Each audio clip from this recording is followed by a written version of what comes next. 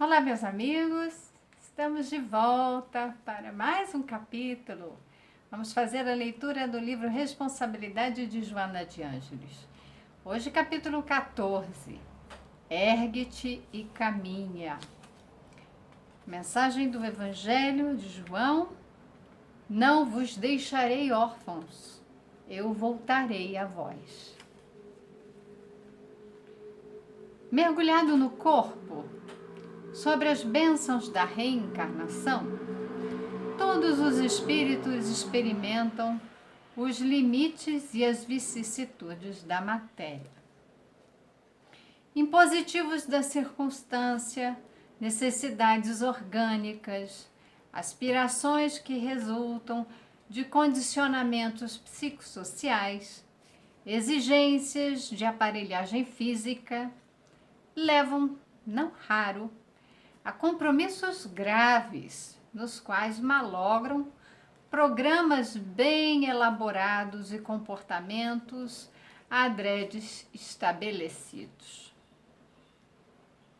A carne é semelhante a um escafandro que, embora faculte a realização de tarefas nobilitantes, proporciona redução de visibilidade, de movimentos que em circunstâncias normais podem ser utilizados com maior facilidade.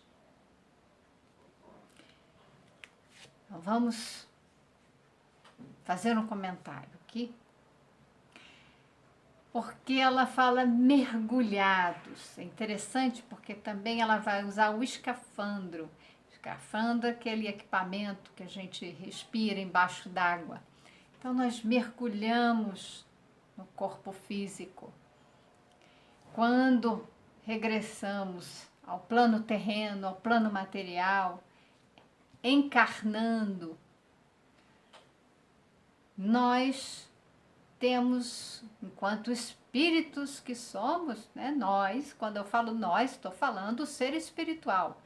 Nós nunca é o corpo físico. Aí está o ponto. Nós, seres espirituais, recebemos um corpo físico e encarnamos na Terra. Isso se dá por várias vezes. Perdemos esse corpo ao desencarne e encarnamos novamente. Então, vamos nesse ciclo de encarnação e reencarnação para a nossa evolução espiritual. Quando a gente recebe o corpo físico, nós ficamos limitados. O corpo é como uma roupa muito pesada. Ela coloca aqui o escafandro, né? É um equipamento, como quando a gente vai mergulhar, a gente precisa desse equipamento para submergir, respirar lá embaixo d'água. E nós, embora nós possamos nos movimentar, realizar uma série de coisas, existe essa limitação, né? Então é algo nesse gênero, é uma vestimenta, só que limita o corpo limita o espírito. Limita o quê? No exercício das suas faculdades. Então, imagina, teve uma situação que eu ouvi de um menino que era muito hábil ao piano. Estava tendo aulas e tocando. A mãe ficou encantada e pensou logo, esta criança, né, ele é um espírito que já adquiriu essa habilidade de tocar piano. Mas que assim, que legal, vamos investir nisso. E a própria criança, se não me engano, já tinham 6 anos, 5, 6 anos, virou para a mãe e falou que na encarnação passada ele havia, na encarnação ou nas encarnações, né? Porque um gênio se faz em muitas vidas. Ou seja, a gente adquire essas habilidades ao longo de várias existências, vindo, executando. Então ele aprendeu a tocar piano, não foi nessa encarnação, foram em outras. E ele foi aprimorando isso. Nesta, ele virou para a mãe e falou que não era o seu interesse, ele não estava aqui para continuar a tocar piano. Embora ele soubesse, tivesse essa habilidade, era exatamente por isso que ele não ia investir nisso. Ele ia investir em outros campos para desenvolver outras habilidades. Então, o espírito, ele às vezes precisa, por meio do seu corpo físico, abafar determinadas habilidades. Da mesma forma que a gente não tem a memória, nós esquecemos as nossas encarnações passadas para que a gente tenha uma possibilidade de recomeço, né? Passando por situações, encontrando com outros espíritos já encarnados, mas sem reconhecê-los e vivendo uma vida ali de novas oportunidades, possibilidades de, né, superar os problemas do passado, né, os nossos deslizes, os nossos equívocos. E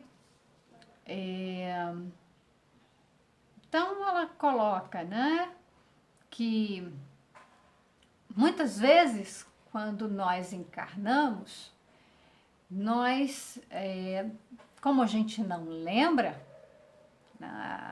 acabei de falar, né, o que acontece? Nós falhamos, nós nos desvirtuamos do que foi planejado. Todos nós encarnamos com um planejamento. Não viemos aqui a passeio, todo mundo já ouviu essa palavra, essa expressão de que nós, seres espirituais, não temos um planejamento para vir aqui para descansar, para passear. Isso eu já ouvi uma vez de um amigo que dentro do estudo da doutrina espírita, e ele comentou que havia uma pessoa que teria reencarnado para descansar. E eu falei assim, desconheço isso. Não acho que haveria um planejamento da espiritualidade para que o espírito viesse aqui na Terra, num planeta de provas e expiações, para fazer algum descanso, né? Tá certo que não precisa encarar determinadas lutas, provas difíceis, tá? Mas essa é a tônica do planeta de regeneração. Nós vamos ter um certo fôlego, né? Não vamos ter tantas situações de provas e expiações. O mal estará presente, porque ele permanecerá presente até chegarmos à condição de espíritos puros.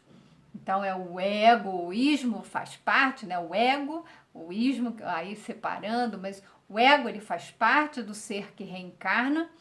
Ele faz essa ponte entre o self, o eu, que é o espiritual, nossa essência divina, com o mundo exterior. Enquanto tivermos a necessidade de encarnar, o ego estará presente, e enquanto o ego estiver presente, significa que nós temos aí a nossa parcela de egoísmo, que é a raiz de todos os vícios.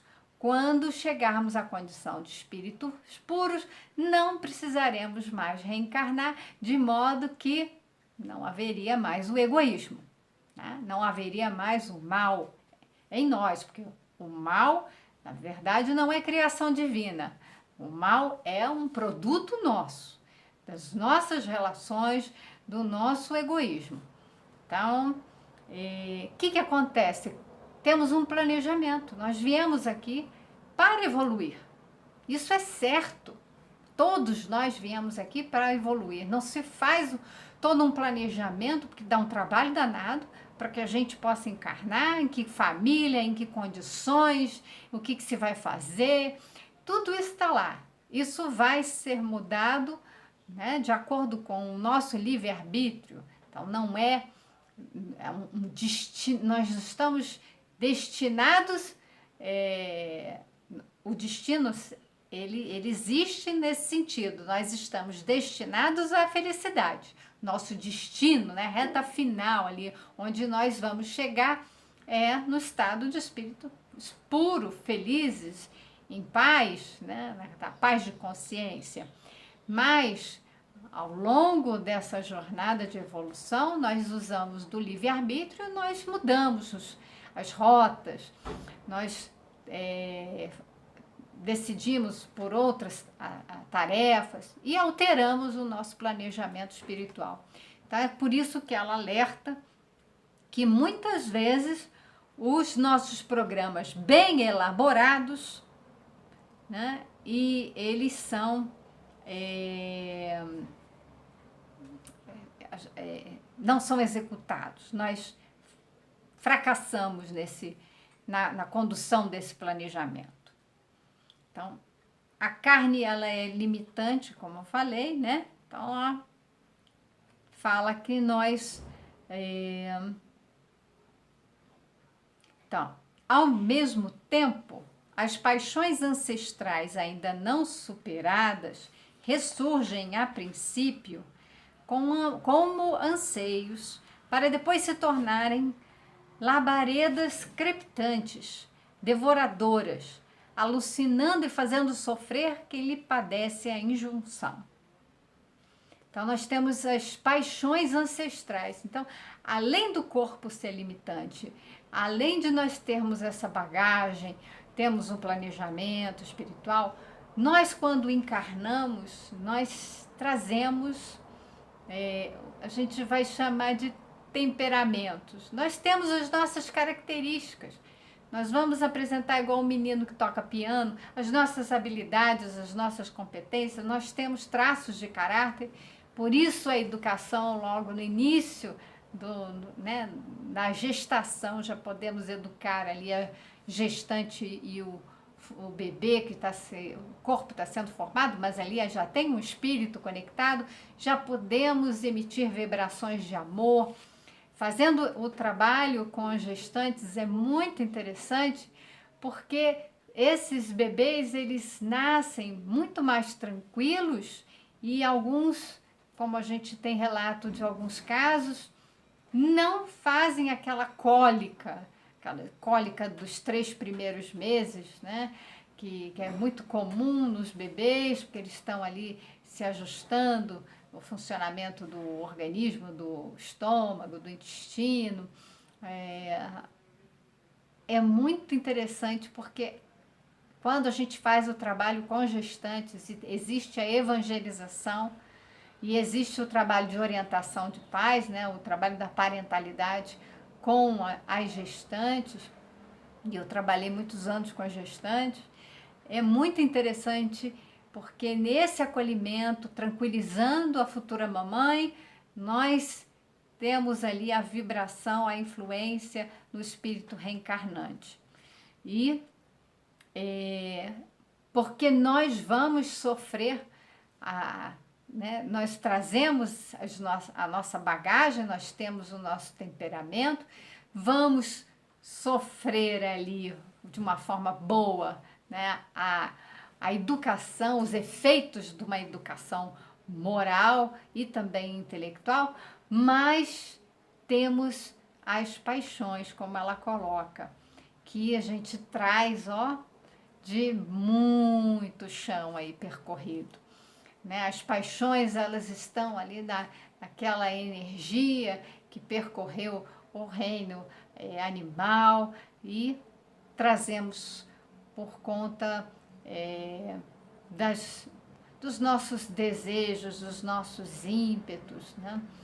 É diferente dos instintos, mas então, as paixões, elas podem alimentar, né, atitudes nossas, por conta das nossas vibrações, por conta ainda dos nossos desejos aí, e isso nos fazer ainda sofrer, nos levar até a derrocada dos nossos projetos, né? Deste modo, o trabalho constante ao lado da vigilância e da prece contínuas. Constituem os preservativos para a paz e os recursos de promoção para a vitória. Veja que é o trabalho constante, junto com a vigilância e prece contínua. Então, é para a gente aprender, não é fazer uma prece, aprender a pronunciar as palavras, né? É para a gente se manter em estado. É um estado de espírito, a vigilância e a prece. E nos mantermos em trabalho, ou seja, atividade útil, que ela nos ocupa, né? Ela nos deixa ali envolvidos. E quando a gente está muito ocioso, a gente está perdendo tempo para construir algo de bom, fazer algo de bom para alguém e fazer para nós também. E a gente está perdendo tempo, então, para aprender coisas novas, mas a gente está perdendo tempo e deixando, muitas vezes, de ter a vigilância e pensamentos intrusivos virem e nos perturbarem. Então, o que garante aí a nossa vitória, né, é esse trabalho, a vigilância, a prece, que vão preservar a nossa paz. Na Terra, todos se encontram sob testes e desafios. Foi o que eu falei, a Terra é provas e expiações. Ninguém retira a canga que esconde, a ganga que esconde a gema, sem sofrer o fenômeno da lapidação que a dor proporciona.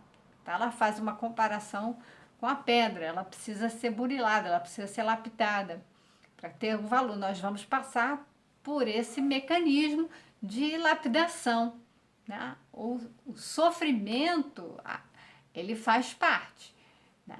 O fato de sermos seres imperfeitos já nos coloca numa condição de passar por situações que podem gerar dor e sofrimento. A cada dia, novas experiências ensinam como não mais se enganar, recomeçando as tarefas e restabelecendo os liames do dever interrompido. Então, lembra no capítulo anterior, ir até o fim, muitas vezes interrompemos a nossa jornada, interrompemos as tarefas que nós tínhamos por dever, né, por obrigação cumprir, nós não concluímos. Muitas vezes é isso que ocorre, nós não completamos o nosso planejamento espiritual, precisamos regressar e dar continuidade. Então, todo dia, né, as novas experiências nos ensinam isso, que precisamos continuar, completar o nosso dever. Desde um passo audacioso e deste um passo audacioso e tombaste em erro grave. Precipitadamente foste além do limite estabelecido pelo bom senso e permaneces vazio. Então, coloca situações em que fizemos algo, né, demos um passo largo demais para as nossas pernas e caímos, né? Nós passamos do limite, ou seja, o abuso, né? Abuso é passar dos limites. Nós abusamos de determinadas circunstâncias, passamos aí do limite, daquilo que era o bom senso. Cultivaste a ilusão de um prazer que, após comprometer-te, não te auxilia, pois continuas esfaimado. Então, temos ilusões muitas vezes e queremos nos alimentar dessas ilusões que geram uma sensação, né? O prazer é uma sensação, né? Não é um estado, né, de felicidade. O prazer é uma sensação passageira, ele nos dá ali, fisicamente, muitas vezes, essa sensação que é agradável, mas continuamos ali com uma fome, porque passa, é algo que, igual o uso de determinadas drogas, né? Você bebe, tem uma bebida alcoólica, bebe, aquilo dá uma sensação agradável, descontraída, gera um prazer, mas logo o efeito passa, não é permanente, porque não é isso que vai alimentar o espírito. Isso vai dar sensações no corpo. Converteste uma amizade profunda e nobre num sentimento perturbador, sem que lograsses paz. Muitas vezes a gente acaba desviando o rumo das nossas amizades, das nossas relações, perturbando, seja porque criamos ali sentimentos de inimizade, né, de alguma forma, ou porque descambaram ali para o sexo sem nenhum envolvimento amoroso. Né? Estavas incógnito e te desvelaste. Eras respeitado e te arrojaste no engano. Tinhas amor e porque não soubeste mantê-lo em alto nível, descobre-te sem ele e mal visto. Não deverias ter te arrojado a esta escusa conduta. Porém, não te lamentes, nem te desequilibres. Então, várias vezes nós estávamos ali, em determinada condição, e abusamos, e passamos ali a ilusão, nós nos desviamos, nós fizemos algo equivocado. Então ela fala, né, que a gente não ficar preso a desculpas, não vamos ficar ali arranjando desculpa, né? Não se lamente, não se desequilibre. Paga em renovação interior o gravame cometido. Então, cometeu algum erro, vamos renovar, vamos repensar, vamos analisar aquilo que nós fizemos, mas com a intenção de retomar a um equilíbrio perdido, retomar a uma condição que era mais acertada, mais justa, mais honesta. Levanta-te e segue além. Então caiu, levanta. Como já tinha dito em outros momentos, isso é notório. Todo mundo que está aprendendo a andar cai. É igual a criança. A criança precisa, para aprender a andar, cair em alguns momentos. Isso é muito interessante, né? Ela faz as tentativas. Isso é muito interessante porque o Issa Amitabha, ele faz um relato de uma mãe que ela protegia tanto o bebê e ela tinha essa queixa de que a criança não estava se desenvolvendo, ela não estava aprendendo a andar. E ele foi avaliar por que aquela criança não estava aprendendo a andar. Porque a mãe não deixava ela cair, né? A mãe não deixava ela experimentar.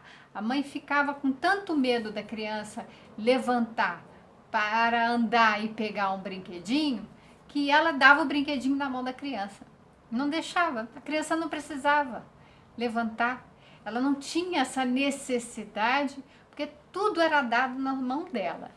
E isso foi conversado, e ela realmente percebeu que o grande medo dela era que a criança se levantasse, caminhasse, caísse. E daí houve um atraso no aprendizado da criança caminhar. Então vamos caminhar. Nós vamos tomar um tombo, às vezes, nós vamos desviar, nós vamos errar, nós vamos. Mas que isso não nos leve ao desequilíbrio, ao desespero, às aflições. que isso sirva para nossa reflexão, para nossa revisão de conduta. E levanta e segue. Reencontrarás adiante esta sementeira ingrata que poderias ter evitado.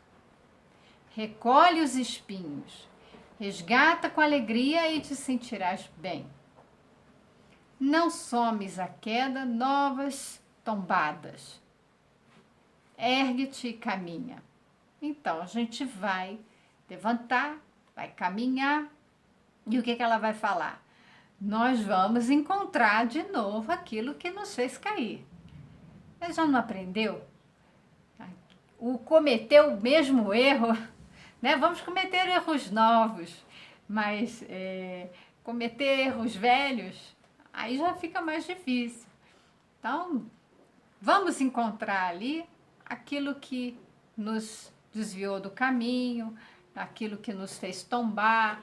E aí ela fala, aquilo que a gente podia ter evitado, aquele mal, aquela desilusão, ali, aquele mal-estar, aquelas aflições, aquelas situações que nós podíamos ter evitado e que nos levaram à queda.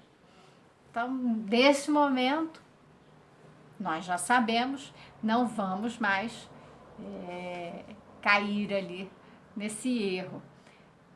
Então ela fala, não some, né? não acrescente aquela queda, outras quedas. Né? Vamos erguer e caminhar mais seguros, mais confiantes, mais certo do que estamos fazendo. Nós vamos cair adiante, não naquele ponto que a gente caiu, ficar caindo sempre no mesmo lugar, entende? No mesmo erro. Então, vamos caminhar que nós vamos encontrar outros desafios. Esses desafios, é bom que a gente aprendeu alguma coisa e está mais atento. Então ela fala para a gente estar atento. Né? Cada manhã é uma bênção da vida. Após a noite assustadora, trazendo a beleza da claridade que dilui os fantasmas do medo e da insegurança. Então, uma analogia, né? Porque a noite é tão bela quanto o dia, mas a noite, no sentido da obscuridade, né? A noite, ela é aquela escuridão que eu não enxergo, eu não estou vendo, então traz ali um medo, a insegurança, mas a luz do dia, a luz que tudo ilumina, a luz que nos faz ver, por isso que a gente fala do ser iluminado, né? Quando a gente fala tá lúcido, então é porque está com a mente clara, olha só os termos, né, que remetem a essa presença da luz, a luz enquanto aquilo que traz o conhecimento, que traz, né, aqui ela fala, cada manhã é bênção de vida. Então, é mais nesse sentido simbólico, da luz remeter à vida, a presença do ser iluminado, a presença daqueles valores, né, mais nobres. Então, dessa beleza, a gente sabe que vai ter um novo dia, o brilho do sol. A gente tem, esse é o discurso da esperança. Nós vamos atravessar uma noite escura, nós vamos atravessar momentos difíceis, porque a gente sabe que o dia vai brilhar, que nós vamos encontrar essa luz, né? Também as expressões da luz no fim do túnel. O túnel é um tubo escuro. Nós vamos encontrar aquela saída, aquela claridade, aquilo que nos dá segurança, porque quando eu enxergo, tá tudo claro, eu enxergo, eu me sinto segura. Né? Jesus é sempre um amigo seguro dos equivocados e caídos que o buscam, pois que somente nele encontram o apoio e a paz para a vitória que lhes parece tardar. Nos parece tardar, mas se nos mantivermos firmes, levantando e seguindo adiante, Jesus é esse amigo seguro, está lá. E se nós o buscarmos, nós levantaremos e seguiremos adiante, sem temor, sem fraquejar, sem desistir. Então, sigamos com Jesus. Mais um dia hoje. Tá? Tenham todos um lindo dia. Ele seja brilhante em nossas vidas, com a luz divina sobre todos nós. E até o nosso próximo encontro.